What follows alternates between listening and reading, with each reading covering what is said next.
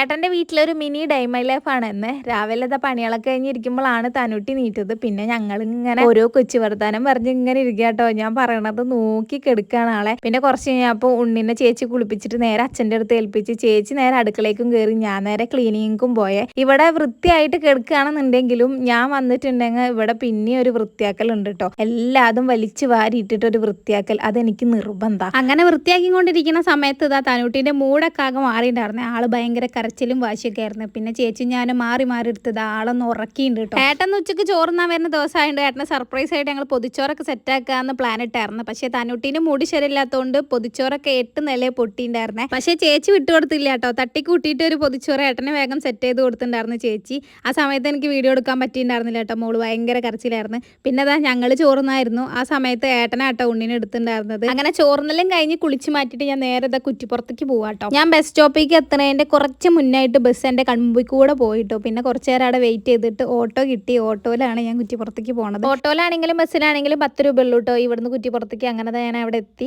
നേരെ പോയത് Galaxy super മാർക്കറ്റിലേക്കാണ്. അവിടെ വെച്ചാൽ എല്ലാ സാധനങ്ങളും നമുക്ക് ഒരുമിച്ച് കിട്ടുമല്ലോ. അങ്ങനെ അവിടുന്ന് സാധനങ്ങളൊക്കെ വാങ്ങിച്ച് നേരെ വീട്ടിലേക്ക് പോവാണ്. സാധനം വാങ്ങിക്കലൊക്കെ കഴിഞ്ഞ് അച്ഛനെ വിളിക്കാൻ വേണ്ടി പറഞ്ഞിട്ടുണ്ടായിരുന്നു കേട്ടോ. പിന്നെ ഞാൻ വിചാരിച്ചു അച്ഛനെ വെറുതെ ബുദ്ധിമുട്ടിപ്പിക്കണ്ടല്ലോ, അച്ഛൻ അവിടുന്ന് ഇങ്ങോട്ട് വരുമ്പോഴത്തേന് എനിക്കൊരു ഓട്ടോ വിളിച്ച് അങ്ങോട്ട് പോയാൽ പോരെ. അങ്ങനെ വീട്ടിലെത്തി. ഞാൻ അതിരേശം കൂട്ടത് നേരെ അടുക്കളയിൽ കയറിയിട്ടേ. ഇന്ന് ഞങ്ങൾക്ക് കുറച്ച് കൂടുതൽ സാധനങ്ങൾ ഉണ്ടാക്കാറുണ്ട് കേട്ടോ. വേറൊന്നുമില്ല, എൻ്റെ ഏട്ടനെ എടുത്തവനെ ഞാൻ വിരുന്ന് വിളിച്ചിട്ടുണ്ട് കേട്ടോ ഇങ്ങോട്ട്. അപ്പോൾ അവരെല്ലാവരും കൂടി വരും. വീട്ടിൽ നിന്ന് എല്ലാവരും ഉണ്ടാവും കേട്ടോ. അപ്പോൾ അവർക്കുള്ള ഫുഡ് ഉണ്ടാക്കലാണ് ഇന്നത്തെ മെയിൻ. അപ്പോൾ ഫ്രൈഡ് റൈസ് ഉണ്ടാക്കുന്നുണ്ട്, പിന്നെ ചിക്കൻ കൊണ്ടാട്ടം, പിന്നെ ചിക്കൻ കറി, പൊറാട്ടയും പത്തിരിയും. ഇതാണ് ഇന്നത്തെ സ്പെഷ്യൽ.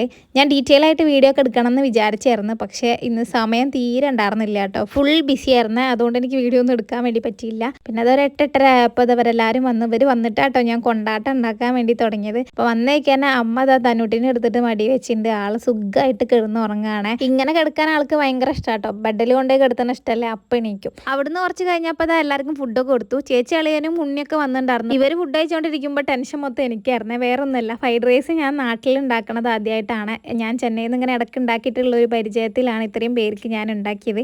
പക്ഷേ സംഭവം കൊള്ളായിരുന്നു. എല്ലാവരും പറഞ്ഞു രസമുണ്ട്, ഇഷ്ടമായി എന്നൊക്കെ. അപ്പോൾ എനിക്കൊന്ന് സമാധാനമായേ.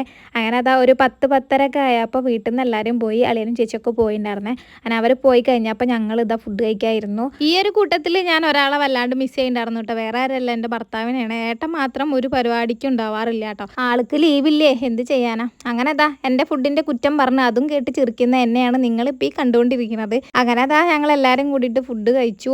അത് കഴിഞ്ഞിട്ട് അവരൊക്കെ പോയിട്ടോ. പിന്നെ ഞാൻ തനുട്ടിനെ പതുക്കെ കെടുത്തി ഉറക്കി. അപ്പോത്തിന് സമയം 1 മണി 1:30 ഒക്കെ ആയിട്ടുണ്ടായിരുന്നു കേട്ടോ.